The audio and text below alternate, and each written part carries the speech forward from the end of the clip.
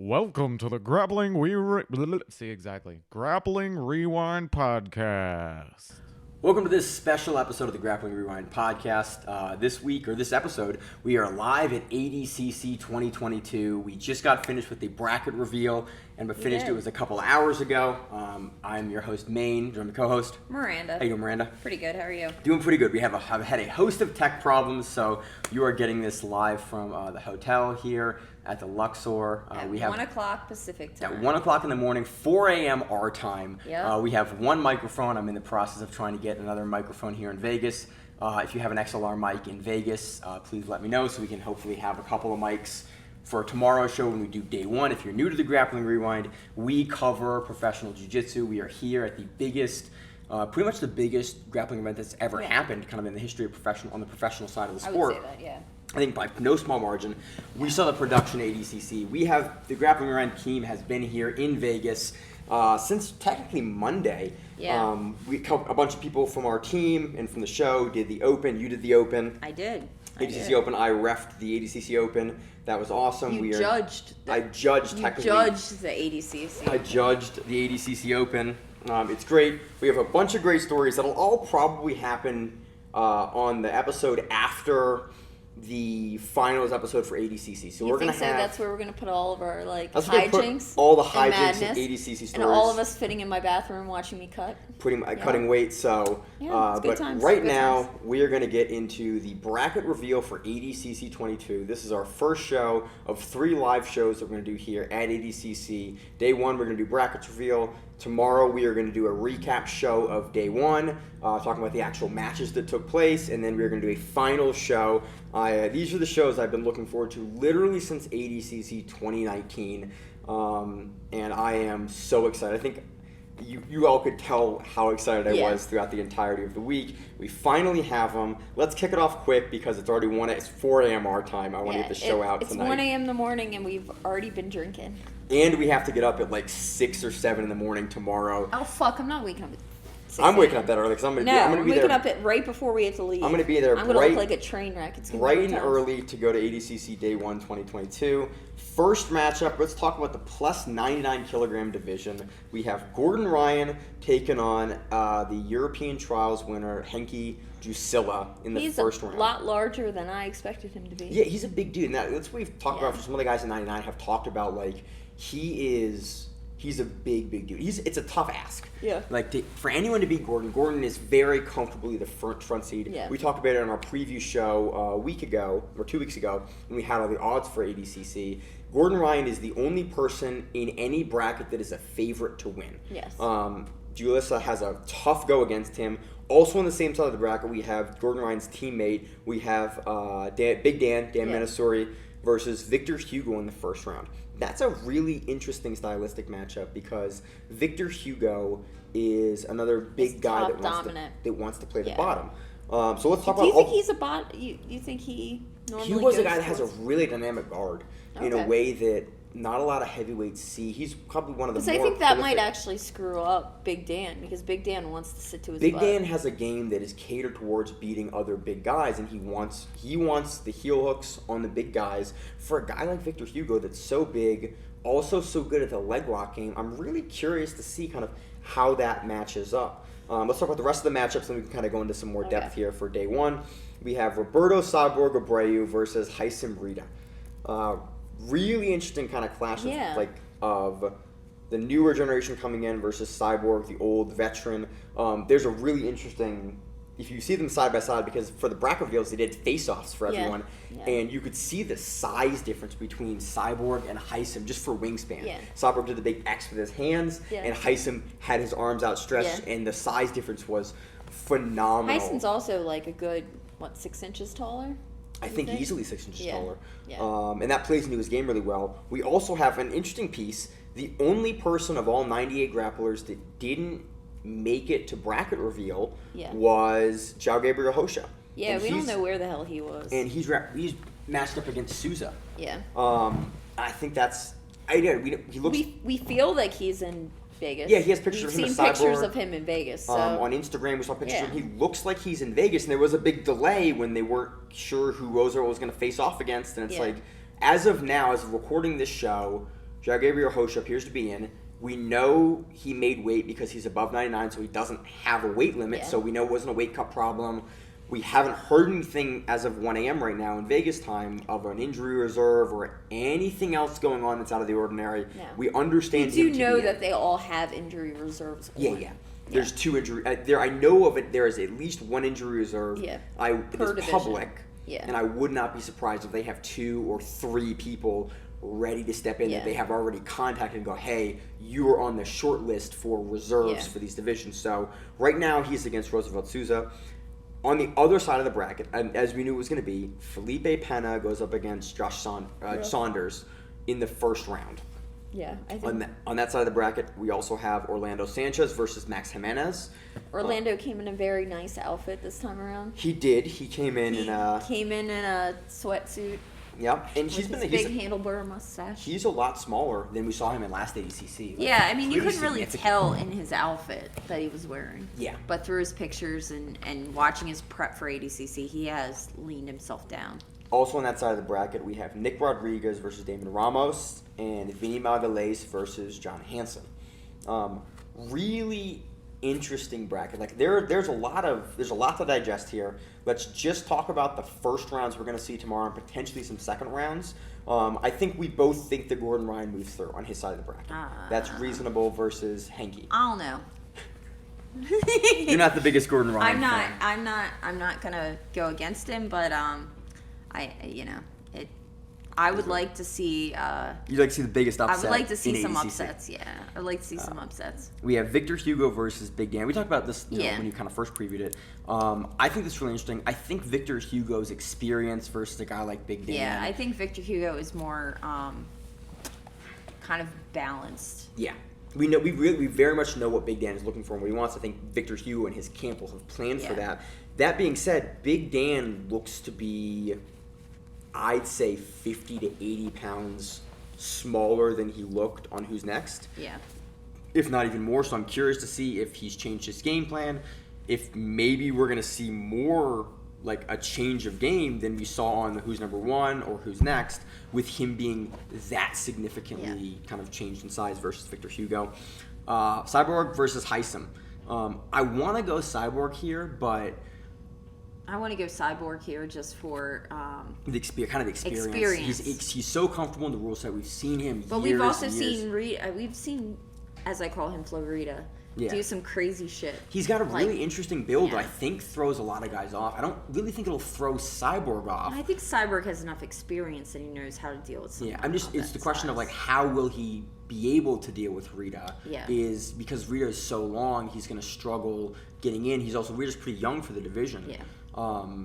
It'll be will Rita be able to do what he did to Elder Cruz and get to Cyborg's back, or will Cyborg be able to kind of play the standard ADCC game that we've seen him play across the years? And I'm going to lean with the veteran. That's sort of, if you've heard me on the show for any number of years, I typically lean to the favorites and to the veterans, so that's what I'm going to do here. But Rita is a guy that I'm very intrigued with and watching his development. Very curious to see how this matchup goes.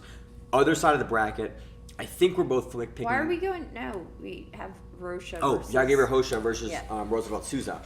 This is a tough one to pick. Again, with the X factor of like Jagger Hosha not being there. Yeah. You just kind of don't know. 97 people of 98 ended up there. Why did he not show up? Yeah. And that's kind of makes me go. Gives me back X factor. Jagger Hosha technically is seeded 13th, with Souza being seeded 4th. Yeah. I don't know why on Flow he's seeded like that. I would have that flipped. So I'm not sure exactly what's up there, but I'm going to go Jagger Hosha, especially because back in 2018, that really tough match he had with Gordon, that's one of the biggest matches we've seen Gordon tested in Kasai. Yeah. Gordon gets that 1 point, I think that was on a submission attempt, and blew his own knee out kind of in the process of the match. That has always stuck out with me to kind of show how hard Jagger Hosha is to deal with in the rule set. Jagger Hosha does look significantly slimmer than he looked in that previous match, but he's a guy that until you show me in an ADCC rule set he can't do it, I'm going to pick based on how hard that Gordon match was all those years ago. Next side of the bracket, we have Pena versus Saunders. I think most people are going with Yeah, Pena here. Pena. He's a veteran. You have your 2017 absolute champion. I think Pena, if he can get his brain straight. Yeah, from the Leandro match, from the Gordon Leandro match. stuff, that it's his to win. Yeah, I agree on that. I think it's his entire bracket. Kind of on that side of the bracket that's too. Me. We also have Orlando Sanchez versus Max Jimenez here. Yeah. Max was one of the last people invited for 90. I think he was the last person invited for 99. We sort of know him locally in the area, and it's not like he's a Baltimore guy like us. It's not like he's not been training this entire time. Yeah. It's not like he hasn't been preparing himself for it. He made that MMA debut. He is so much skinnier than he was prior. Yeah. The speed's going to be up. We know he's in top shape because we know some people that actually train with him and have like kind of spoken about like the shape that he's in. We've seen him fight in MMA recently. Like, dude's in the best shape I've ever seen him in locally by a pretty significant margin. I am very curious with the length of camp he had dealing with a former champion like Orlando Sanchez. Like, what does Orlando's camp look like versus what does Max's camp look like? Max is significantly younger than Sanchez. It wouldn't surprise me to have Max be able to take this over Sanchez. Yeah. But again, if we get the Sanchez we saw in 2017, who looked very dominant, you never know. I think Jimenez shows up in this one. I agree. The problem with that is then he runs into Felipe Panna. Yeah, and that's a rough matchup. Yeah. So let's finish out this underside of the bracket and then go back to that matchup. Okay. Nick Rodriguez versus David Ramos. I think this is actually a tougher match than people expect for Rodriguez. Yeah, I think Ramos so, too. has really good wrestling, and I think people are really sleeping on him in the bracket. I think this will be a stand-up, very, very close war. Yeah. Unless Nick Rodriguez from B Team shows us something that we haven't hit a seen. slide by or something. Yeah. Something slick on him. He looks quick, he looks fast, but again, we haven't seen Rodriguez kind of have the flair that he had previously. He's working a lot of body lock passing. I think a lot of people also know his style now, and they know what he's looking for, as opposed to when he first started, no one knew who the hell he was. He was just some blue belt that they were dealing with. I think that's where a lot of guys are with Ramos right now, is like how much have you really planned for a guy that's newer in the division? I'm curious. I will pick Rodriguez here for the experience, but seeing a big upset for your silver medalist. I'm going Ramos. Oh, really? You're going for the upset? Yeah, I'll go for the upset. Yeah, I could see it, but I just think Nicky Rod. I love Nicky Rod, but I think that he's easily gamed. Yeah. And I think if you have someone really in know your what he's corner and looking you have for. a team and you're looking at his work, it's not like he's been doing jiu-jitsu for a million years. You can watch all of his last matches and figure out sort of kind of what he's going for. The Fury match with Rodriguez is kind of what I point to. You're going to go, okay, you figured out. I mean, don't get me wrong. what to Like, do. you can also see a lot of improvement with him over the last 2 years. Yeah. But I think that someone who has any kind of experience can maybe figure that out and kind of know what to do with it. More so than kind of the X factor he was in 2019. Yeah. I'm going to go Rodriguez, but I like the point you make. Vinnie Mogiles versus John Hanson. I'm openly biased. Like, we went out to Nebraska for a couple weeks. I'm not picking against Hanson. Vinnie is going to pull, which I think is interesting. And Hanson is a guy who historically has played a lot on the bottom in his trials runs and the other matches that we've seen him in. I am not hugely familiar with Hanson's top game. I don't want to lead too much into like what we saw him working in Nebraska. I am going with Hanson in this match. Hanson is actually listed as the 2 seed here, so I'm not really sure what's up with the seeds. I think this was probably just to assign the brackets in the program, and this might not actually be the seeds they have. But I'm going to go Hanson here. So next match, you want to go up from the top or from the bottom here? We can go from the top. From the top. So then we say it's Gordon Ryan versus Victor Hugo. Yeah, I think so. Yeah. I'm going to go Gordon here. Again, Hugo is tough, and this is actually one of the matches I wanted to see in ADCC in the first place because... I mean, don't get me wrong. I would love to see Gordon lose round 1 and just see what happens. Because that bracket would fall the fuck apart. It would be great. Oh, yeah, that bracket gets wild all of a sudden. because it gets wild. Because then it could be anybody's game at that point. I think Gordon gets by Hugo. I think there is a moment in this where Hugo ties him up in the guard, and you kind of go, ooh, is Gordon going to get turned over and taken over? I think Gordon has to, not dig deep is the right word, but I think there's a moment where Victor Hugo gets something going, and everyone goes, oh, that might work. And then Gordon goes, oh, shit, and pulls it back up. Like we've kind of seen him do in pieces for seconds in earlier matches, like with Wagner, and then pulls away. And I think he probably, I could actually see him getting the back on Hugo, just based on the low guard that Hugo tends to play and Gordon's ability to get low on your hips and around. But I think in a moment, that's a much tougher match than people are kind of giving it credit for. Hugo is very, very big and very, very strong, and I'm excited for that matchup. What do you think? You think Hugo? You're gonna pick against Gordon every time. Pick against Ryan every single time, so it's just the way it works. So it's Hugo. Next match we have Cyborg and Rita. We both think Cyborg moves on from there. And then we have Jagger Hosha and Souza. Yeah. I think we get Cyborg versus Jagger Hosha. Again, I think Cyborg pulls through. Yeah, I think Cyborg. Again, experience. Cyborg Hosha's very, very good, but Cyborg's been there before. We know he knows the rule set so well, and he has a game in a style that plays well to the rule set, especially versus another veteran like Jagger Hosha. So that's our day one quarterfinals we're picking. Who knows how they're going to go? Moving on to the lower section, we think we're going to have Felipe Panna versus Max Jimenez. Yeah. I'm going to go Pena. I'm going to go Pena. And again, I always pick with experience here, and Pena's just been there. He's been through the brackets. He's been champion prior. Max, again, seeing a big upset from Max, and especially with the X factor of how Pena's doing recently, with the Leandro, the loss of his very, very close friend Leandro, and then the Gordon Ryan matchup, and then the match we saw him versus Wagner, and we are not sure if that guy, what Pena we're gonna get. Mm-hmm. We see the Pena we saw versus Gordon. That's a guy that could absolutely end up in the finals, in the stretches, especially early in the match. Yeah. But we have a lot of X factors. I'm still gonna go with Pena here. Me too. Until he shows me a reason not to, but it could be a very fun match with Max. We have John Hanson and... Depending on which one you want to go with. Yeah, I think Hanson, I think both those matches, so the match with Nicky Rodriguez would be a rematch for John Hanson. Yeah. For the trials match, that was 2018, or 19 West Coast trials, where Nick Rodriguez did a front flip over him, or cartwheel pass, took us back and choked him. In speaking to him in Nebraska, I don't think that's a thing that happens again. Okay. And again, those guys, John has a good team around him. Yeah. They're planning for that. They know what Nicky Rod brings. I think that he specifically, in one of the interviews I did with him that'll come out after ADCC, specifically talks about some of the changes that they have made in game planning and tape study for guys like Nick Rodriguez and what he brings. I don't think the same mistake will happen twice. I think he pulls it over Rodriguez. Okay. So that's my pick. Give it a thought if he gets done with Ramos. You said Ramos, so what do you think Hanson matches up with Ramos? I don't know.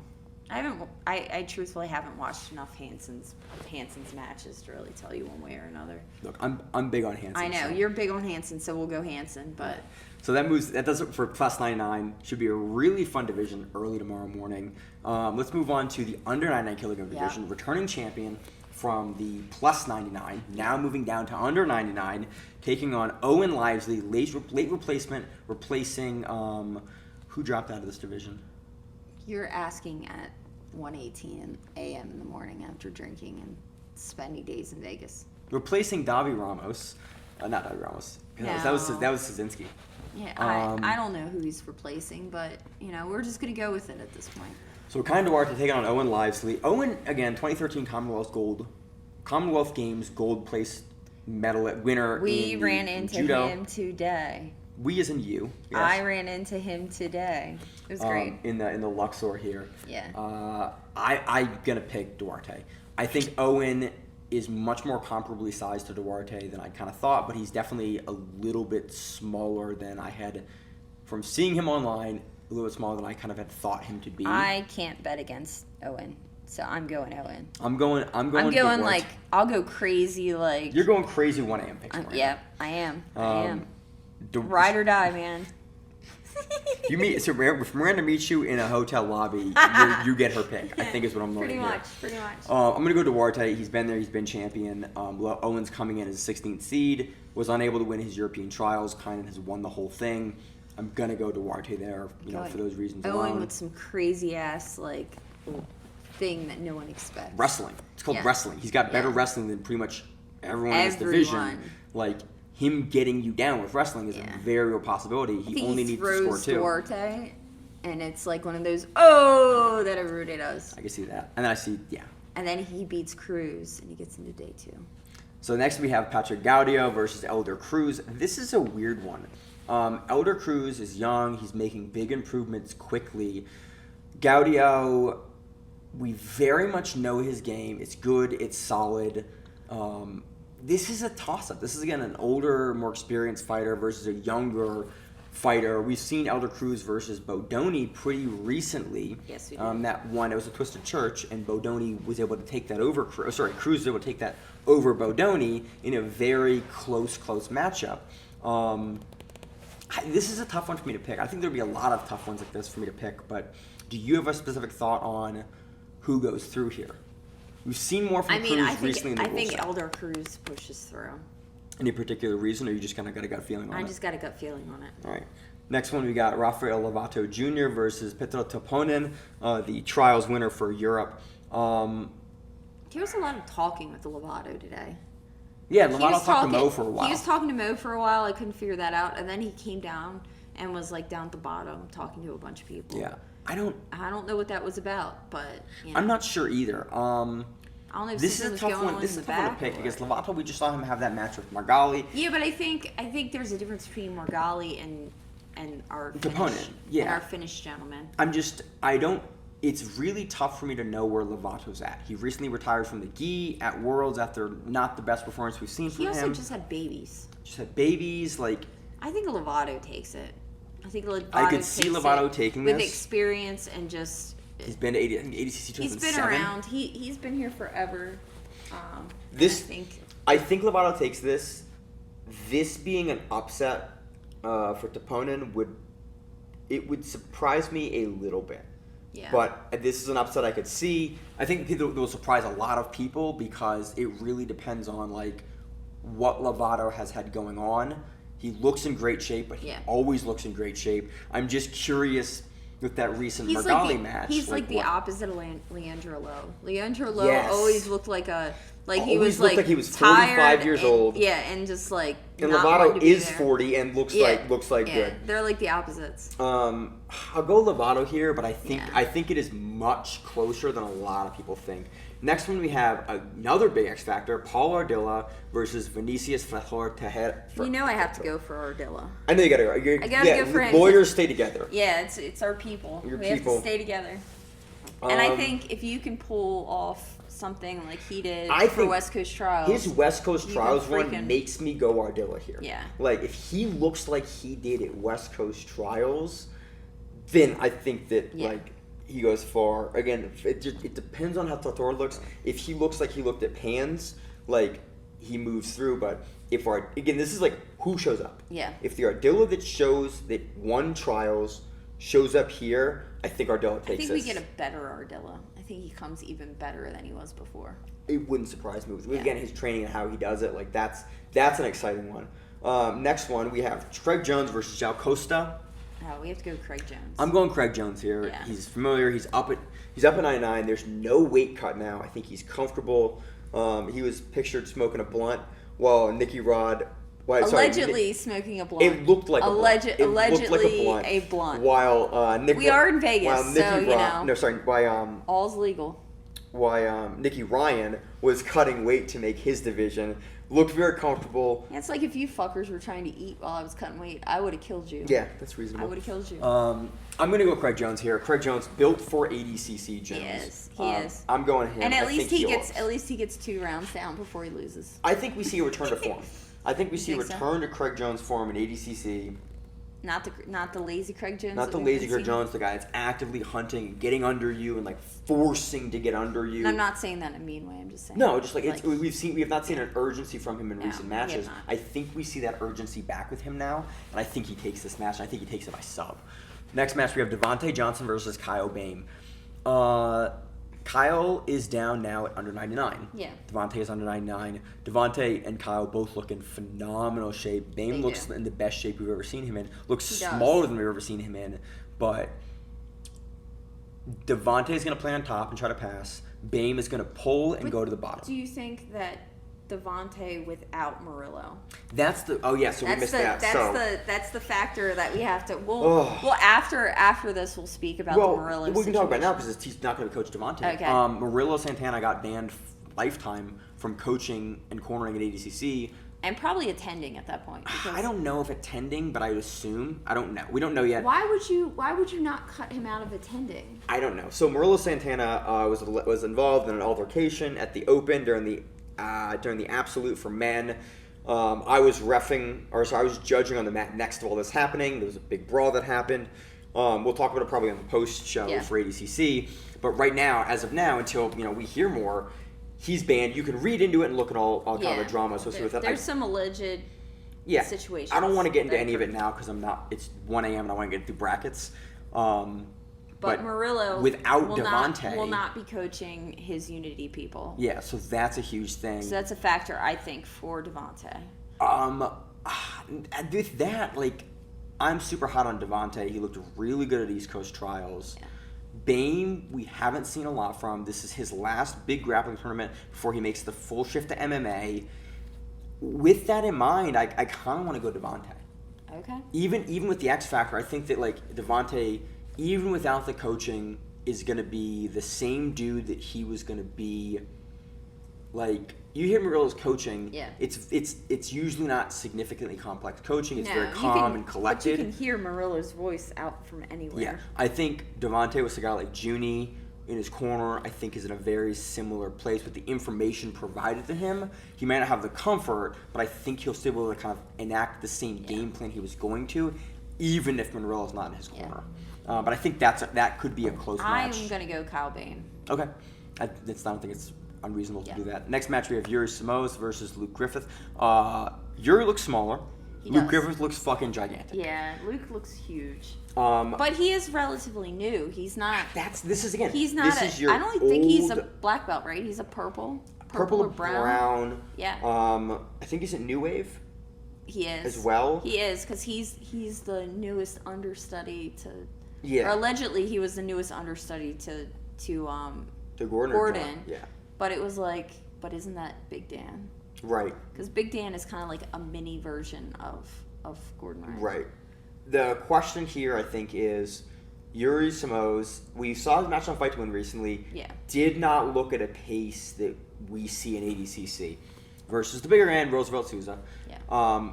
Can Luke Griffith overcome that massive kind of experience deficit that he's dealing with a guy like Yuri who's been there, done that? Luke is in the same camp as Gordon. Gordon has 2 wins over Yuri, close wins, 2018 Worlds. I want to lean Yuri here. I think he'll put it together. I'm going to lean Yuri. Luke. And Yuri also has Kyotera. Yeah, and I think he will. I think he will do it. I think it will be much closer than people think, but I think he will make it happen. I think it'll be a grindy match from him. Yeah, but I think it'll happen. It's not going to be the most entertaining match to watch. Yeah. But he'll win. But I could also see this being an upset. I could see Luke Griffith, a younger guy, making massive improvements to his game quickly and upsetting, the veteran in Yuri. So this will be a fun one for me to watch. It really shows where Luke is at and kind of where Yuri is at, because we very much know what Yuri's game is. We are learning a lot about Luke very quickly. Last match on the end of the bracket, Nicholas Margali versus Henry Sassoni. I'm going Margali here. It's Nicholas Margali in his 4th Nogi match. Yeah. Do you think he wins the first round of ADCC? I think if you're going to have Margali in, you're going to bracket it in a way that makes sense to test him a little bit, but a guy that he's going to match up well against as being such a high seed in Margali. Yeah. I think that he probably gets past Sassoni. I think he probably does the same thing we saw him do versus Lovato. Yeah. Keep him low, keep him down, score, pass, and that's it. I'm going to go with Margali also. So, second round now. That scares me slightly. He's a big X factor. Yeah, you just don't know where he's at. Yeah, and our second round's going to be all different because I'm saying it's Yeah. Owen versus Elder Cruz. Okay. So I think Duarte. I think easy Duarte moves through. Yeah. Either Gaudio or Elder Cruz. I think Yeah. that's a match that we've seen from him before. For Gaudio, I think Elder had a tough match with Bodoni, and I think that Duarte has been able to deal with Bodoni, or I think would be able to deal with Bodoni in the areas that Bodoni is strong. So I think he moves through. You think Elder moves through? No, well, I'm gonna stay with Owen going. Okay. Through. I'll go Owen going through Elder Cruz. So big upsets, continued big upsets. Yeah, we're gonna go all in for certain people just because it's difficult. 5 a.m. our time. Why Next, do you keep on saying that? We've been here for like 3 or 4 days. Hey man, it is 1:30 our time now. My computer clock hasn't switched. It's your 4:30 a.m. is stupid. It's the podcast computer. It's been around for a long time. Lovato and Ardilla. Who'd you have? Did you have Taponen? No, I had Lovato and Ardilla. I think Ardilla goes through. I think Ardilla goes through too. Mm-hmm.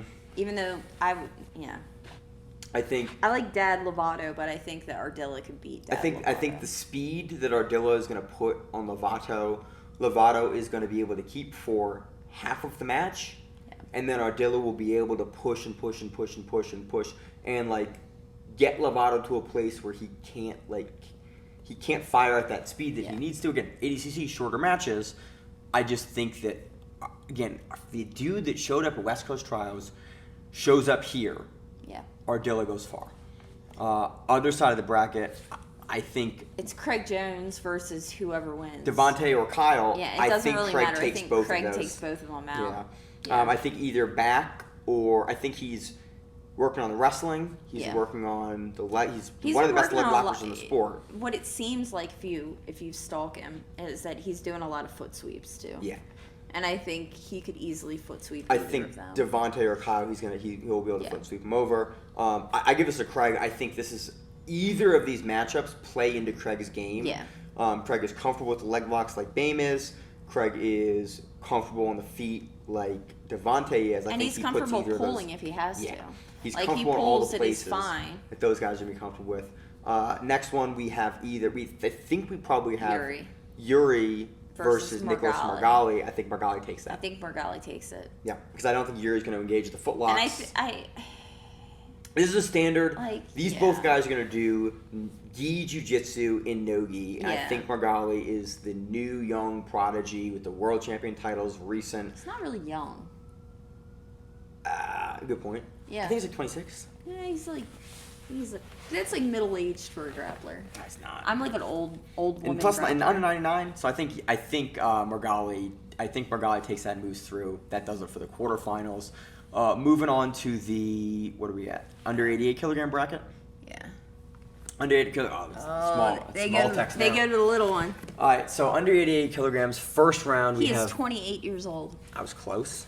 Younger, he's young versus Yuri, who's under not 30, 28. so yeah. We have Mateus Diniz versus Roberto de Frias. I think Mateus takes that. I think Mateus. You have the trials winner for Australia in Roberto, but I just think Mateus, you put your 16 versus your 1. It would very much surprise me to have a trials winner. I think Mateus goes through, so. Yeah, I do too. Yeah. Again, this is more just an experience pick of, Mateus has been there before, 1 versus 16 seed. Next match, this is interesting. Giancarlo Bodoni versus Izaki Bahens.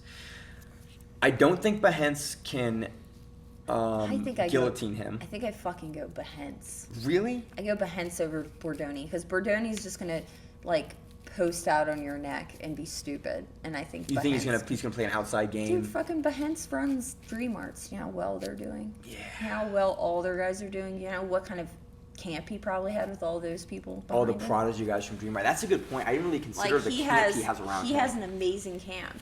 But and Bodoni I'm not saying Bodoni isn't, but Bodoni is very one-dimensional in certain ways, and I think Bahens could capitalize on trouble that. him and force him to play a much more dynamic game that Bodoni doesn't really. It'd be like Elder Cruz. Yeah. Like Elder Cruz kind of forced him into certain things and he capitalized on it.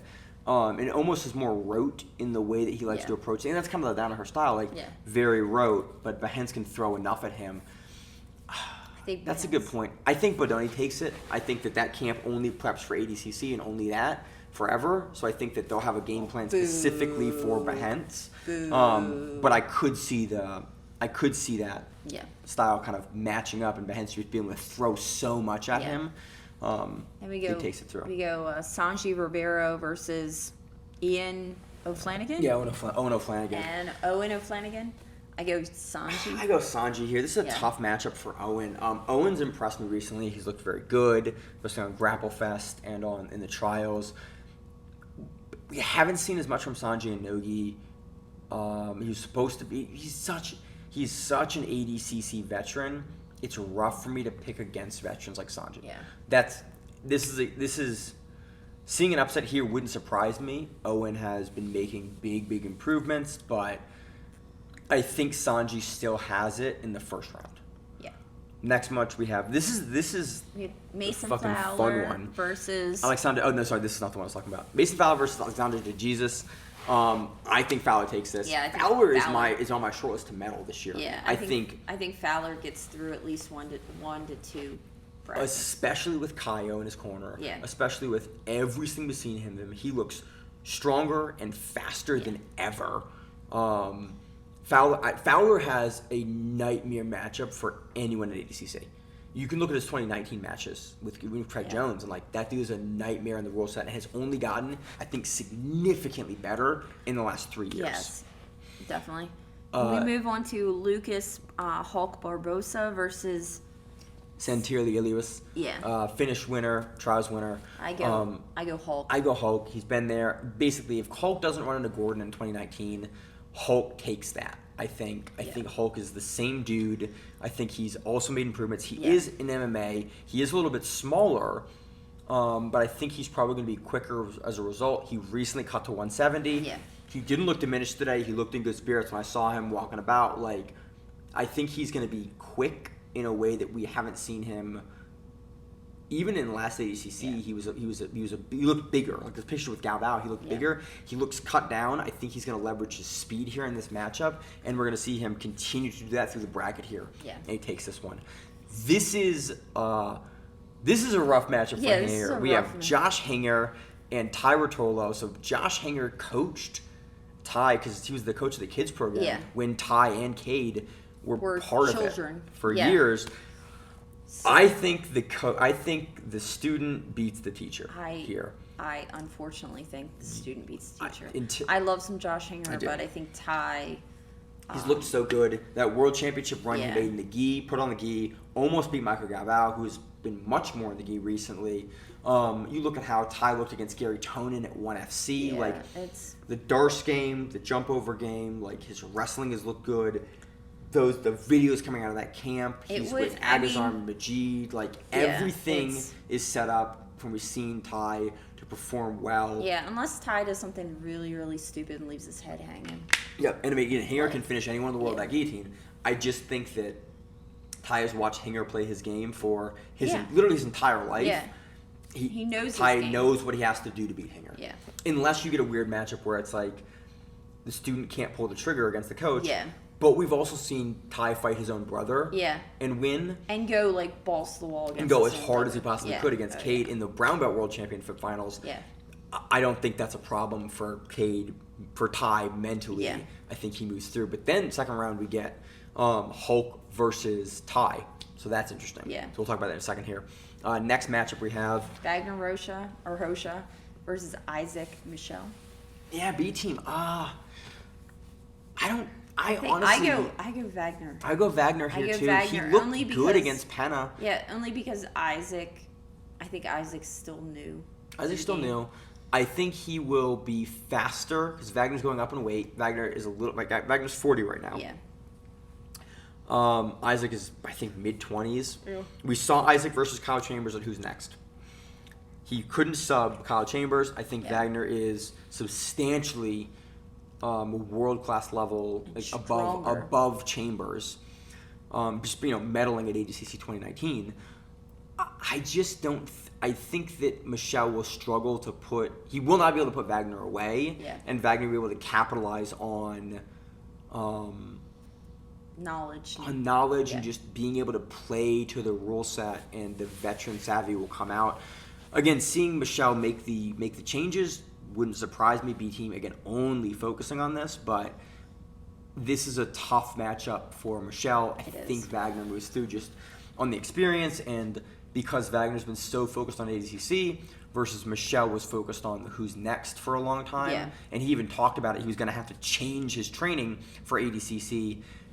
Wagner hasn't changed his training. He's had 3 years of prepping to come back to ADCC in a way that Michel maybe hasn't. In the last matchup of the first round, we have Pedro Mourinho versus Jacob Rodriguez. I think that this is a nightmare matchup for Rodriguez. I think if Pedro decides to wrestle, this is much closer for Rodriguez.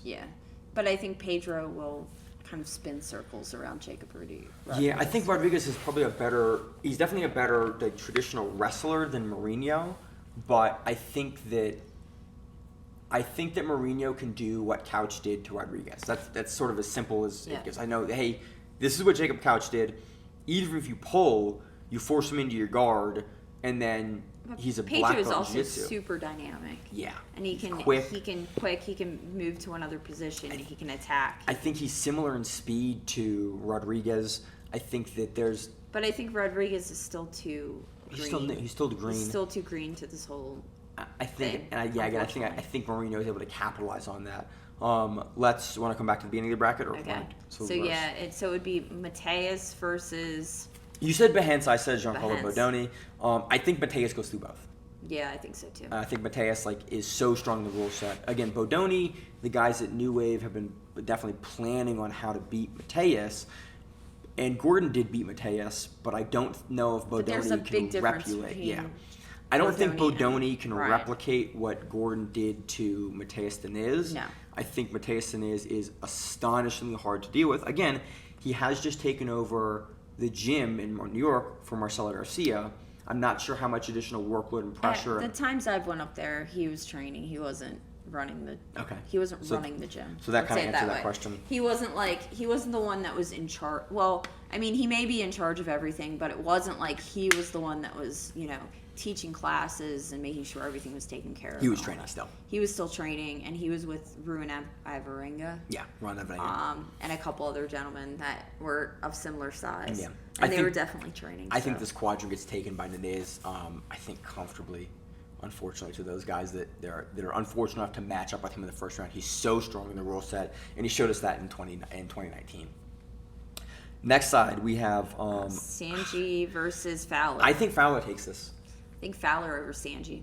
Yeah, I do too. Sanji. Again, Fowler, like we talked about kind of in the first round matchups, he looked good in 2019. He has only looked better and faster and sharper. He was a brown belt then. He's a black belt now. Has looked amazing. I think this is an astonishingly hard matchup for anyone. But I think that he will leverage his speed against Sanji. And again, Sanji's a veteran, could absolutely make something happen. But I think that Fowler can get around. He's just so fast. Yeah. I think a lot of guys aren't ready for how fast Fowler is going to be at 88, especially because he's even slimmed down more since his last run at 88. I think he's a human powerhouse, so I think Fowler takes that side. So that'll be a fun side of the bracket. Then it's going to be Lucas Barbosa versus Ty Rotolo. This is a rough one.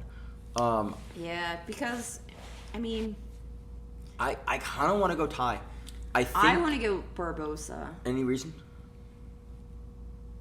You can also just gut pick it. I think that Lucas has a very grindy push forward style, and I think Ty can be very dynamic at times. But I think if he's being forced into playing a very specific game, that Lucas has more experience doing that. If that makes any sense. Yeah, so Lucas that makes can sense. kind of impose his game upon Ty. And I think if Ty doesn't have the dynamicism and the ability to kind of counter off of things, that he kind of shuts down, and then Lucas can shut him down. I actually didn't think about the matchup that way. I was going to go with Ty here. again, seeing with that style matchup, I think it's rough. I think that Ty can. Yeah, but youth always doesn't. Yeah, I agree. I'm saying always. I haven't seen anyone be able to stalemate Ty in the last 2 years. There's nothing to lead me to believe that Hulk can suddenly do that to Ty, especially because Hulk is not going to be the physical force he was in 2019. He's slimmer. He recently cut to 170. I think Ty possibly is even the bigger guy here today in this bracket. I think that he's going to be able to get it going with the dynamism. Yeah. And Dynamism. Dynamism. Is it that the word? I thought it was like dynamicism. I think it's dynamism. Okay, whatever. Over Barbosa, but that'll be a fun one. Again, Atos versus Atos. That's why they're on the same side of the bracket in the same quadrant. Put all three of them in the same quadrant. I mean, you had to because they have to meet in the first round of the second round for ADCC rules. It's definitely interesting. Let's see. We have Wagner probably versus Marino. This is weird. I think these guys have met before. I don't know. Was it Third Coast Grappling? Yeah, I think it was Third Coast Grappling. I think Marino took that over Wagner. I think Marino can take that. I think in a very similar style and nature to the way that he did it the first time. Could be wrong about that matchup, but they went against each other in Nogi Worlds 2021. Okay. Let's see what else. I think Marino takes that. Wagner Hosha got a takedown against him. Okay. Again, different rule set though. Like IBJJF is not ADCC. It was IBJJF. It wasn't. Third Coast Grappling. Wagner wasn't part of that. Okay. I think Pedro takes that. I love Wagner. He's my wife's favorite dude. So I hate picking against him, but I just think that Marino has looked even better than he did in 2019 I think he ran to Gordon first round of 2019. He's looked really good. He's made a lot of improvements. That guillotine is one of the best in the world. I think he moves through Wagner, unfortunately. Okay. Probably with. I think it's really, really close. He probably gets on activity after an overtime for decision. We moved to 77. 77. The craziest of all. This bracket is fucking wild. First round matchup, your 1 seed, your returning 2-time champion JT Torres taking on your Australian Trials champion, Asian Trials champion, Kenta Iwamoto. Kenta being a B team is interesting because I was impressed with Kenta's wrestling. This is a matchup I think that potentially could be harder for JT than people think. I think people are completely writing off Iwamoto, which I understand. I don't necessarily disagree with that, but I think him being a B team, how his wrestling looked at Asian and Oceanic Trials, which again isn't the same level of wrestling that we typically see in the United States, but still we do see some good wrestlers in those territories.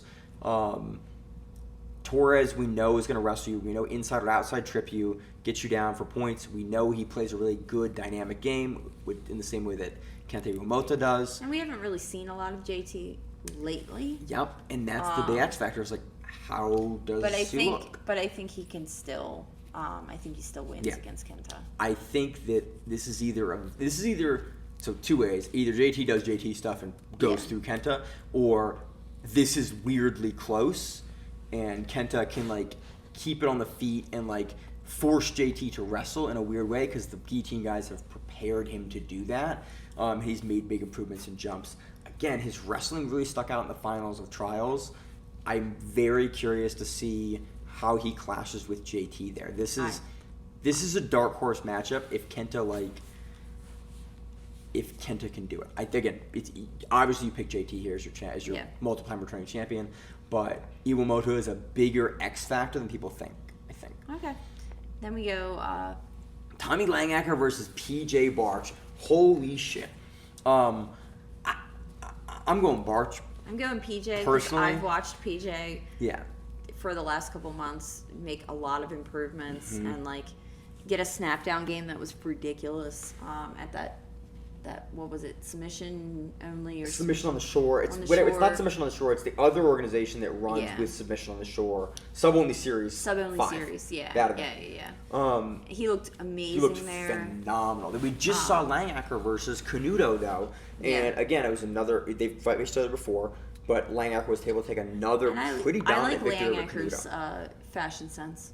Because the big Coming pelt. out like looking like he's like medieval times. Like he's Nordic. I love it, man. I love Yeah. I love when guys bring some personality onto the stage like that. I love that you saw Tommy Lancaster come out and I was like, oh, that dude is like owning. I saw that he's outfit from. over at the Excalibur yesterday. It was on the betting floor. It kind of looked the same. You're right. It kind of looked the same. You know what I mean? I love Tommy Lancaster showing some personality in a sport where some guys came out in plain t-shirts. Like I love that. I go Bartch here, but Langacker. If there's any guy that can pull a rabbit out of his hat and win a match by sub, it is Tommy Langacker. We've said it for years. He showed us that he can continuously do it for years. Still going Bartch here, but Langacker can always pull a rabbit out. Next match. This is a fucking spicy matchup. Cade Rotolo versus Lachlan Giles. I'm going Lachlan. No shit, really? I'm going Lachlan, yeah. Why? Years of just understanding, his understanding of jiu-jitsu. I think he has an academic understanding of he jiu-jitsu. he has a medical understanding too. Yeah, he's a physiotherapist. So I mean he knows. And that how actually bodies, means something in New Zealand. Yeah, he actually knows how bodies work, and I think. I don't think he needs to know how it works. He just knows it snakes snap. Snippity snappity. He's Cade Rotolo. No, he kind of knows his shit. But I think he can get under Cade. I think it's possible. I think Cade out wrestles Lachlan. Everyone kind of forgets how good Lachlan's wrestling is. Lachlan has like good wrestling. But is he gonna wrestle him? Really? He doesn't have to. I don't think Lachlan. He can just fucking sit to his butt. I don't think Lachlan pulls. I don't think Lachlan in his weight versus Lachlan in absolute looks like a different guy. Lachlan historically has struggled in his weight. I think he struggles for the same reasons he has prior. I mean, he got fucking JT one year, but like I think that we haven't seen a lot of we haven't seen like anything from him because he's been in New Zealand and they locked down for 2 years. Australia. Yeah, and then he did some seminars, but like we just haven't seen a whole lot from him. I go to Cade. I go Lachlan, and that's fine. I love Lachlan. I would love to see him win the whole thing. Like that would make my fucking year watching Lachlan win the whole thing. Then you gotta have some hope. I have no hope, Miranda. Come on, I've man. been beaten down by the numbers. Cade, young lions eat the old, unfortunately. You know what? I want to see Whatever. Lachlan win. I think that the Rotolo brothers. You look at the match that he had with Ethan Crownston, and then the match he had again versus Ethan Crownston. Like the jumps and improvements he made were astonishing. I'm sure, but I think Lachlan has a better understanding of jiu-jitsu and can game plan for it like better, Rotolo. and then in the middle of a match, if something is not working, be able to change that game plan and come through with something Not really that's rely on- educated and that knows he can beat him. I think it's a good argument. I think that with Andre in Cade's corner and the tutelage that he has and his brother in his corner, like I think that Cade can kind of probably do a similar thing with the people around him. But I think if Lachlan can slow Rotolo down, it gets to be a closer match. But I think we definitely pick different people for that one. Next match, we have Roberto Jimenez versus Andy Varela. This is weird. We get either of these guys that showed up for trials. This is just, I think, one of the matches of the tournament. This is, can Roberto get to the double unders and get to Varela's back? Or can Andy Varela get an ankle? That's all he needs. Can Varela get a leg? Yeah. I think that's the question here, and we're not going to know till they tie up. Yeah, Varela's wrestling is, legit. He has some legit stand-up. Yes. We've seen him in trials stand and be able to wrestle. Mm-hmm. There is the factor of, do we get crazy Roberto? Do we get trials Roberto Jimenez? From Brazilian trials, or do we get regular Roberto? Right. But I think still that Varela Varela has the ability, He looked so good at West Coast trials. I mean, he doesn't run the attack and he wins. He's had the issues with his hand. There's a wrist-hand issue. But, I mean, all he really needs to do is get into one of Jimenez's feet, and he can. Yeah, that's the big X factor. I mean, I think if he goes after something that's simple, then that's one thing. But I think if he comes into, like, some kind of, like leg lock situation that I can't even pronounce because I don't know what those moves are. Right. That Jimenez is going to have a hard time trying to get out of it, and as soon as he starts struggling to get out of it, it's kind of Varela's to win. Yeah, I kind of agree. I think that if Jimenez can get his back, he can finish Varela, but I think that Varela's going to have a couple of opportunities to get the leg, and like that is where you go to Jimenez, and that's all he's looking for. And I mean, he's been doing relatively well. It's not like we've seen him completely fail when it comes to people going after his legs. Right? No, I just think absolutely. I just think if you create a situation where there's like 3 different of transitions in a row, that Jimenez, even though he's learning legs and he's learning how to defend legs, that it's going to be more difficult for him to be able to defend everything at the same time. That guy was so confident, like Varela. Yeah, as opposed to like, if you go after one ankle and he gets out of it, that's one thing. But Varela's not just going to let you out of it. He's going to go from that to another position to another position. And that's the same way that Jimenez is going to go. But I think Jimenez Varela will do it on the offensive versus Jimenez will do it on with like a scramble, trying to like fight you out to get to a better spot. Exactly. It's a hard dynamic. Look for this match to be wild. Yeah. Seeing either one of these guys sub each other would not surprise me in the slightest. Both of them flying through the air, different directions. Absolutely. I'm amped they made this matchup first round. This is a really good matchup. Next match, other side of the bracket for 77 kilograms. We have Dante Leon versus Majid Haig. I think Dante takes it. I love Majid. I think Dante takes it too. Your fourth place. I love Majid. Your fourth place finisher in 2019. Majid, unable to win one of his trials in South America, but got an invite. Looks amazing. Looked good. Did great in the finals versus Micah. I think also Dante's wrestling. I mean, he has a very solid wrestling base. He's going to either take Majid down or Majid is going to pull.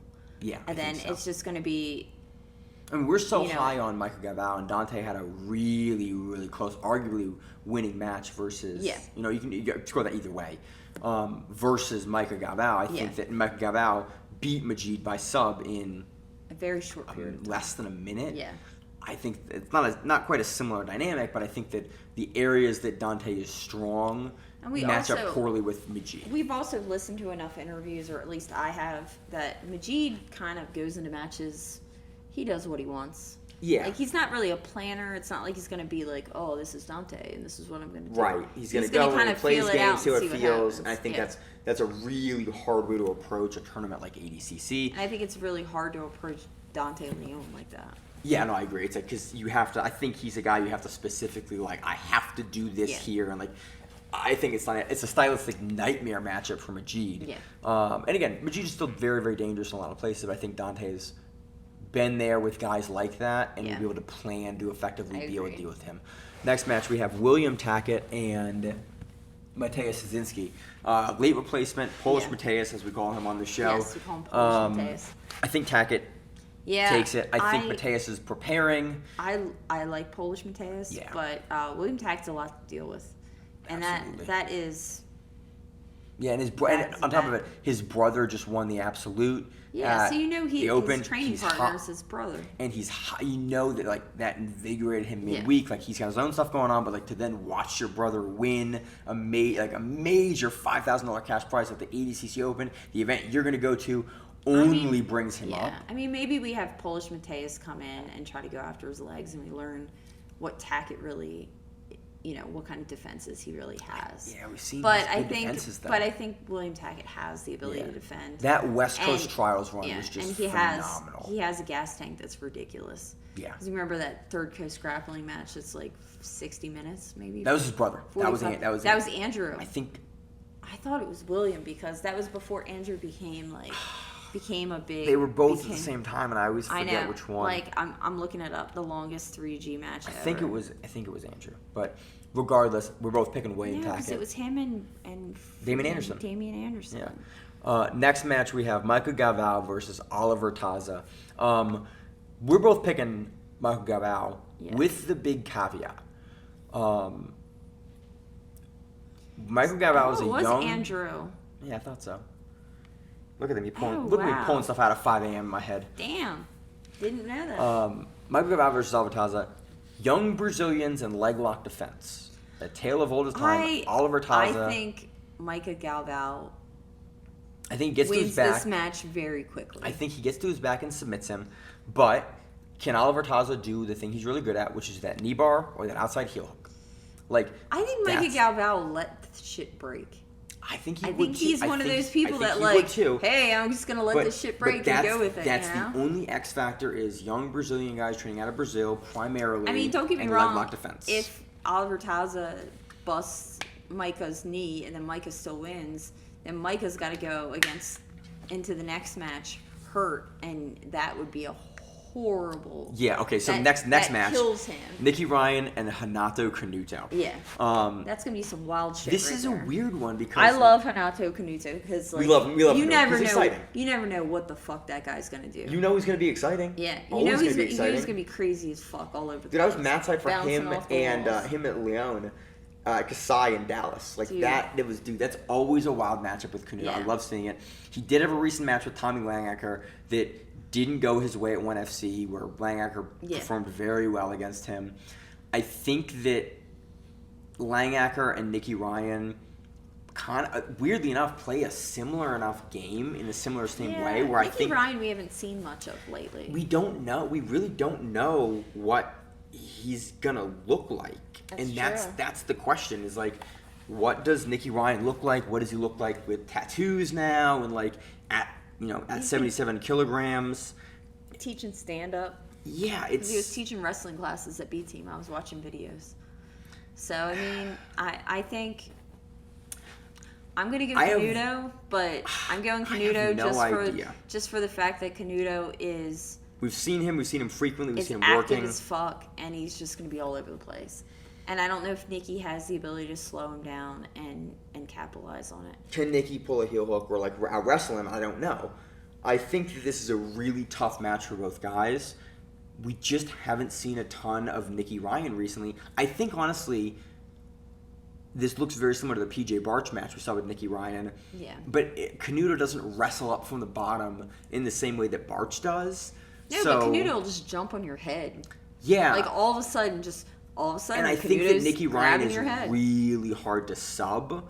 So that's why I think that he will be able to counter off of the submission attempts that Canuto throws at him. Okay. Because he's so hard to sub, he will be able to counter and get on top as a result of that. Okay. I think this is I could see either guy winning. I think that Nicky Ryan plays a good enough counter game to slow Canuto down that he's able to do it, but seeing Canuto take a somewhat dominant victory over Ryan wouldn't surprise me in the slightest. Top of the bracket again, second round matchups. We're both picking JT versus Pj Bartch. I think JT beats PJ. I think JT beats him. And I love some PJ. I think PJ has the ability to go very far. I think the first match, JT's first match, if Kenna gives JT a run for his money in a really difficult first round, then I could see PJ maybe having a little bit more of a benefit going against JT. Right, I agree. Especially I think it depends if it gasses yeah. and pushes JT. I think JT's conditioning is probably some of the best in the tournament. Oh, it's freaking phenomenal. But I think if Kenta can exploit JT, then Bartch definitely can exploit him. Right. I'm going to go JT here. I think stylistically it's a heavy pressure wrestler that's going to wrestle from the bottom versus a guy like JT. I give JT as much as I don't want to. I think because I think PJ should pull through. I think PJ looks like Gary Tonin looked in 2019 versus JT Torres, and I think Torres dealt with that matchup phenomenally and did well. I think it's a similar style matchup that he's used to, and he's won it before, and we've seen him win it before. I think Torres moves on here. Yeah. Next side of the bracket, next piece of the bracket. This depends on which one of us goes, because I go Lachlan Giles versus Andy Varela. I go Cade Rotolo versus Andy Varela. For me, Cade wins that matchup versus Varela. I think that Varela is a guy, probably the wrestling is slightly better, but I think that I think that this is a match we see Cade throw the buggy choke and counter with a Darce off of it and go for Varela, because I think Varela's going to try to like put him into the fucking ground. I think also Varela is really lanky and long. Yeah. And so I think he would actually be a lot easier to grab something like that on. And that's what I kind of think too, like stylistically, like with how Varela holds and like controls position on the top. I think that that's a tailor-made for Cade to be able to grab something. Now, if we get Lachlan moving through versus Varela, then that becomes a problem, because I think Varela can out-wrestle Lachlan. I think Varela can out-wrestle Lachlan. He's younger, and he's fast. I think he can push the pace on Lachlan. Yeah. And that might be a problem. Mm-hmm. So that could go Varela. If we get Jimenez, interestingly enough, I think that Cade stops the back take. I think both Cade and Lachlan could take Jimenez. Yeah, I think Cade can get to Jimenez's back, and I think that Lachlan can get to his leg. Yeah. So I think this is weird. I think this is fun. This is actually a really fun end of the bracket. Again, 77. And we have to is keep just on moving wild. on because it is getting late. It is getting. And I would like to go to sleep. Very tired. So then we go Dante Leon versus William Tackett. Yeah. Which has happened before. I'm almost positive it's happened before. I think it has. I want to feel that this has happened before, and I want to say Dante takes I think Dante takes that. I think it's again style matchup. Like Tackett looks really good, but I think that Dante, again in the rule set, just does more of the same. Who's the number wrestling. one? They went against each other. What was the result? I don't know. I don't know. I just see that it's an actual match that happens. Yeah. I think Dante moves through the side. While you look that up, I'll look at the next bracket matchup we have. Michael Galvao versus either Canuto or Nicky Ryan. I think that Galvao kind of comfortably moves through either of those matchups. I think the pace that he can push on a guy like Ryan. He lost to Tackett. Oh, really? Dante lost to Tackett. By what? Do we know? Calf slicer. That was that match. He was number one. Yes. He was number one. I remember that. And that was kind of a come from behind win where he calf sliced kind of in the last like section of the match. Yeah. I think that doesn't happen to Dante again. I think Dante's able to pull through this time and doesn't hit the calf slicer. I think Dante definitely pulls through. I think Micah Galvao takes either Nicky Ryan or Canuto by choke from the back. Yeah, I think Micah could take out that entire side of the bracket. I do too. I think Micah's girlfriend also just won gold for U.S. wrestling or international wrestling. Yeah. Oh, okay. So he has a very strong wrestling camp. What is that supposed to mean? He has good people, good wrestlers in his life. Moving on to the under 66 kilogram for the men, getting there slowly. Yeah. We have first round. Gary Tonin and Sam McNally. I think Gary Tonin at 66 is a horse and a powerhouse. Gary comes through that. I think he shows off his wrestling. He shows off his speed. I think that he's able to control Sam here. I think even if he does something stupid, he's safe. Yeah. He looked amped at brackets in a way that we look like Gary Tonin looks good. He's kind of always like that. But he performs when he looks like that. Next we have Josh Cisneros versus Ethan Crownstein. Have they met before? Do you know? I want to say they have. I'll have to. It wouldn't. Like I should have my notes from. I do actually have them, but we didn't write down this stuff when I think about it. Well, we did. No, we didn't. We wrote it down on your computer and something. Yeah, it's here, but it's behind. It's behind. It was in Google Sheets. Yeah. But not like I didn't write it down like I normally do, so I have everything. I'm honestly going Ethan here.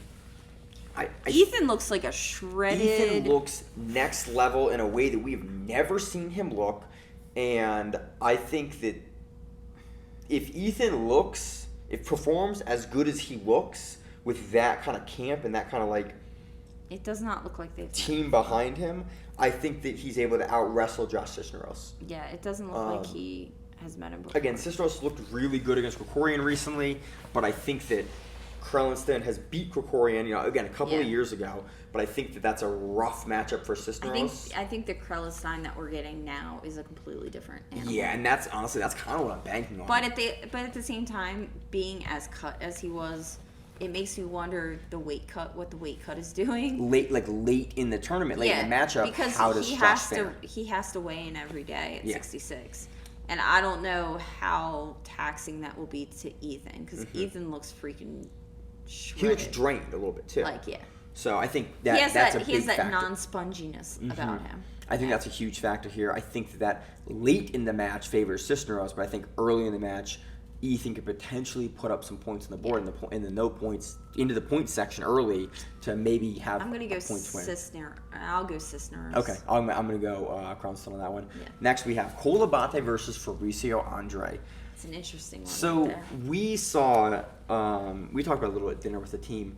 When Cole came out, Cole looked a way we have not seen Cole look before. Yeah, he looked a little scared. Yeah, I'm scared. Just like he looked like he did not have the confidence that the other people in his division had. Again, he's young. He's like 17 or something like that. Yeah.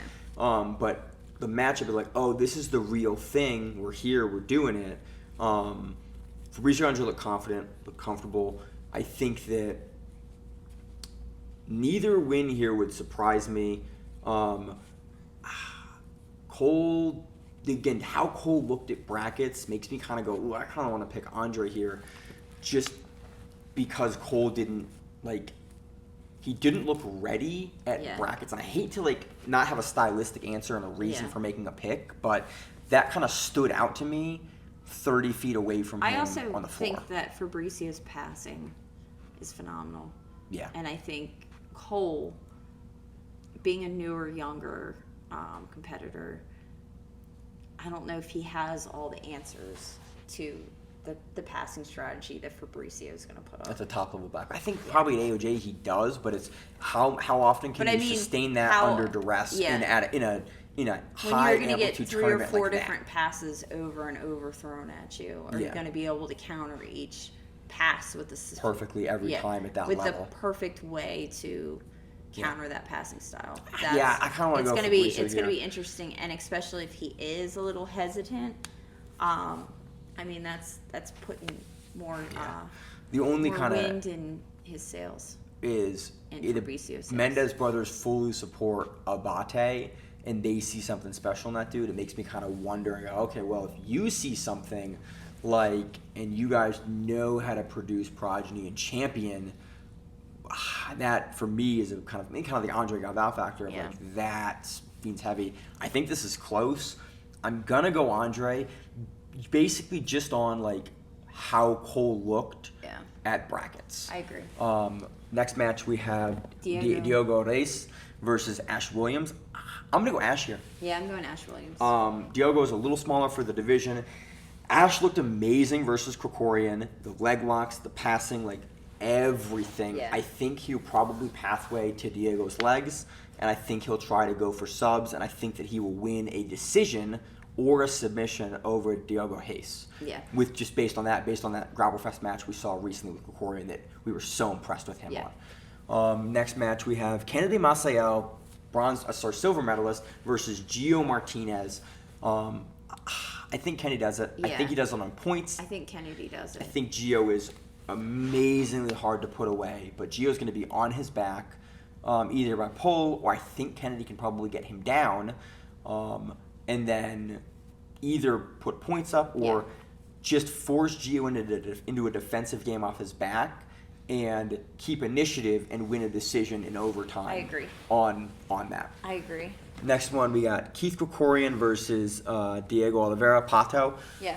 I actually don't know how this one's going to go. I kind of lean Keith. I love Keith. Yeah. But Pato, I got to go with Pato. Pato's a monster. And Pato's a monster. He's not cutting at all for this division. No. And he's coming a little... I think he's cutting a little bit. I think so? Pato cuts a little bit to get there. It's gonna be like a tornado of madness. Yeah, this is one I think where I think is kind of clouding me. I want to pick Keith here. Yeah. Because just watching his run through the trials and through everything, I want the Cinderella story of getting in front on his own and then moving through. I do too, but that's a matchup that I think is not a good matchup, especially for a hard matchup, especially for round one. Yeah, I think stylistically it's a hard matchup. I'm going Keith here. I think his wrestling has looked even better recently. I think he's probably better in the legs than Pato. I think he can put it there. I think he can more comfortably. Pato's another one's not going to have Murillo. Is he Immunity? He is. Okay. Yeah, I think that Krikorian takes this because I think the leg locks here are the factor that makes the difference for Krikorian. It's that comfort in the 10th Planet style and in the legs for so long that when the match gets deep, he can push it into the legs. We've seen it so many times from him that he wins it on that accord. Next match, we have AJ Agazarm and Jeremy Skinner. I think Skinner's been at B team, right? Is that correct? Or is Skinner coming back in from Sydney? I am not sure about that. Okay. I haven't seen him. I'm trying to think. So who's sandbagging Creonte on Instagram? No, that's not him. That's not Skinner. Who is that? That's the guy who runs grappling industries in Australia. In Australia, yeah. It's I'm blanking. The guy with the hair. Yeah, Remember Mohawk. I'm blanking on his hair? name. It's not Skinner, but I thought they both were there. But Skinner versus Agazarm, I don't know. Agazarm's the only guy that got boozed today. Ben Hodgkinson. Yeah. Yeah. That's kind of unrelated, but that's the guy with the hair. But it's 5 a.m. right now. So but there are pictures of him at B team. Yeah. With his bad hair. Yeah. I'm gonna say it's bad. That's fine. I don't know. What do you think? Do you think Agazarm or Skinner here? I haven't seen a ton from Skinner other than trials. Yeah. And that's sort of like we haven't seen a ton from Agazarm. But let's back up. We've seen a lot from Agazarm, and it's not pretty. It's not the best sometimes. I think if the Agazarm that shows up to trials shows up here, Agazarm wins. If the Agazarm that shows up at Fight to Win... At trials, he was bigger. He was competing in 77 at trials. And he went up against two that took him out. PJ took him out. PJ took him out in 2 seconds. I think 2 minutes, 2.5 minutes. In a very short period of time. Yeah. Again, I think the Agazarm that shows up they won at trials versus... the Agazarm that showed up 2 weeks ago at Fight to Win... I think Skinner can beat that guy. It really depends on how the wrestling is. It doesn't look like Skinner was at. Okay. If AJ cannot out-wrestle Skinner, I think Skinner takes this. That's the real thing. But I think AJ will lean 100% into his wrestling. He'll keep it super close, and he'll push Skinner around and win a dirty decision at ADCC. Which, with his veteran savvy, he's a silver medalist. He knows how to do it here, and that's how he does it. I'm going Skinner over Agazarm. Last matchup in the first round, we have Gabriel Souza versus Joanna Vanessa. Going Souza here. I think we're both really hot on Souza. We are. And Alvarenga is very good. I think that he is going to give Souza a very hard time, but I think we've seen Souza show that he has the ability to take people out. He took out Musumeci. He took out, trying to think. He's had a couple. Cobra in Toro. Yeah. That was quite the win. Yeah. And we've seen a lot out of him. And again, it's even even coming back, we've seen a lot out of him. A lot of it's familiarity of game. I'm really familiar with Souza, so I well, kind of Alvarenga, we're almost positive that one of our co-hosts, when we went up to Marcelo's, rolled with Alvarenga. Oh, really? Yeah, we're almost positive that it happened, and Alvarenga gave him the business. As he does. So moving back up into the first section of the matchups, we got Gary Tonin versus either Josh Cisneros or Ethan Collinston. I'm picking Gary for both of those. I think Gary knows Ethan's game really well. I think so too. And I think Josh Cisneros, although is really crafty, Tonin is a different kind of dude to deal with. And I don't think Cisneros will really catch him. The other thing about Tonin is he doesn't give a shit about doing like wildly dangerous moves in order to get a result that he wants. Yeah. He'll do some stupid shit to get there. Oh yeah, and he'll make it work. He'll make it work. And I mean that could create a problem with someone maybe like Cisneros who can pull something out of his ass and catch him. Really good submission artists like that. Yeah, I think with Cisneros he has a problem. I think he can play Kralstein only because he knows his game. He knows his game, and he's trained with him for quite a while. A long time. They've trained together for years and years and years. When Kralstein was back from TriStar, coming into the Henzo basement then. Yeah. I'm going Tonin here. I think he just has the experience to deal with both these guys here, unfortunately. I think so too. Other side of the quadrant here for the lower right-hand side of the left-hand side of the bracket. We're going to go either Colebather, Fabricio Andre versus Diogo Race or Ash Williams. I think Fabricio beats Ash Williams. Yeah, I think so too. But Ash could, again, it could look like a Korean match at Grapple Fest, Yeah. and Ash could take it. This is a weird quadrant of the bracket in 66 because every guy here has a pathway to victory, and I don't have really concrete reasons to pick for or against anyone. Because some of them are moving around brackets where they haven't Yeah. really seen each other before, at least in a competitive Or it's a style environment. that you kind of like, you're like, Yeah. I don't know how you guys are actually going to match up. Yeah, and you don't know how many people have been changing their styles up. Right. Because this rule set is a completely different animal. I think I go Ash Williams.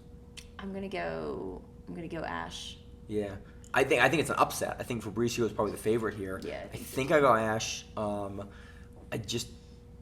Dude, I can't talk about confidence on the stage. That dude looked like he was good. He pointed to his crowd. He had a whole section there. Yeah. Like he looked like a dude that was ready to do it and like had the confidence to go in and do whatever he needed to do to win. Fabricio looked fucking confident as shit too. That being said, other side of the bracket, we probably get Kennedy versus either Keith Krikorian or Pato. I think Kennedy beats either. Yeah, I think he unfortunately. does too. Unless Krikorian can pull off not a Hail Mary sub, but like Kennedy has been caught in things before. Yeah. He has a tendency to get caught by guys that throw up really aggressive subs. I think Krikorian has a style of throwing subs up, like we saw versus Cisneros at the West Coast Trials, that heel hook sub, kind of out of nowhere, just like, you know what, I'm going to throw this really hard and really good. That style has caught Kennedy in the past, especially versus guys like Mateus Gabriel, who got his arm broken. I do think that Kennedy can deal with that. Yeah, I think and so. especially with the 2 years of experience in the ADCC, or 3 years now, between last ADCC and this one, I think he deals with it probably with sustained top pressure.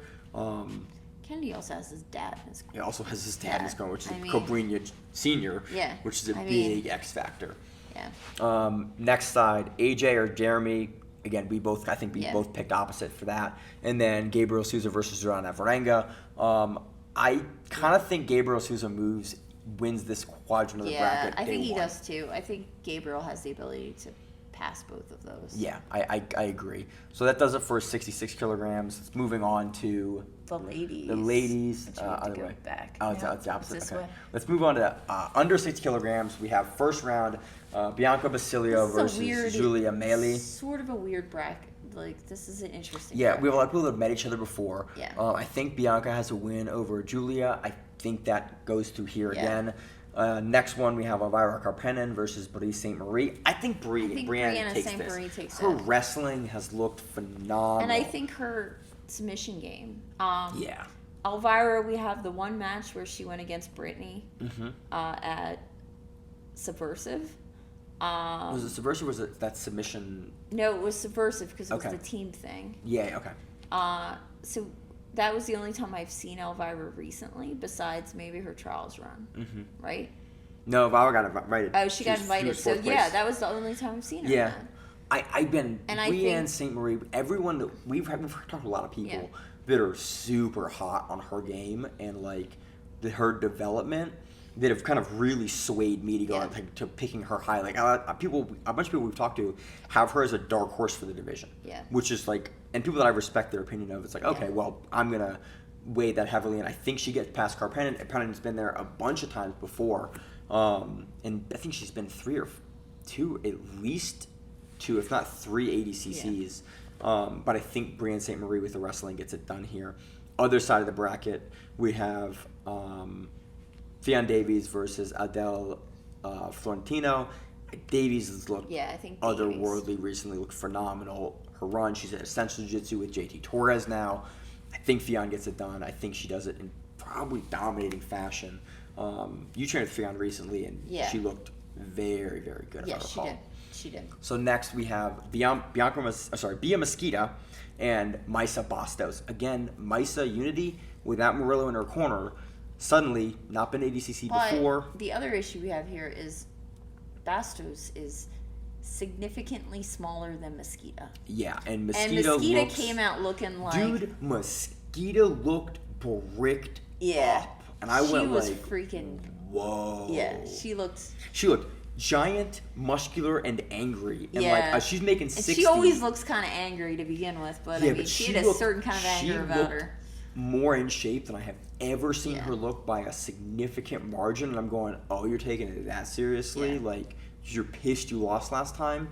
This is Bia Mesquita on vengeance coming back. And I'm like, okay, that's a rough match for Bison. Bia can take anybody out. Yeah, I agree. So that's only the first round for the women happen tomorrow because it's only a bracket of 8. Very fun bracket. Let's move on to the plus 60 kilogram bracket. Plus 60, we got number 1 seed Gabby Garcia taking on Nikki Lloyd-Griffith. I am sad to say that Gabby is going to dominate this very You pick easily. Gabby. Like, that's like, until Gabby shows you a reason not to pick Gabby. And really, I think she has a very easy game to exploit. and people are starting to do it now. I think Nikki Lloyd-Griffiths is not the person that's going to be able to do that. Yeah, Say we it that saw way. not Elizabeth Clay. We saw Amanda Levy do it. Yeah. And I don't think Nikki Lloyd-Griffith has a similar style game that Levy has in the places that she was strong enough to do it. Next side, we have Amy Campo versus Elizabeth Clay. This is interesting. 2 trials winners. Elizabeth won a couple years ago. Both young, both coming up.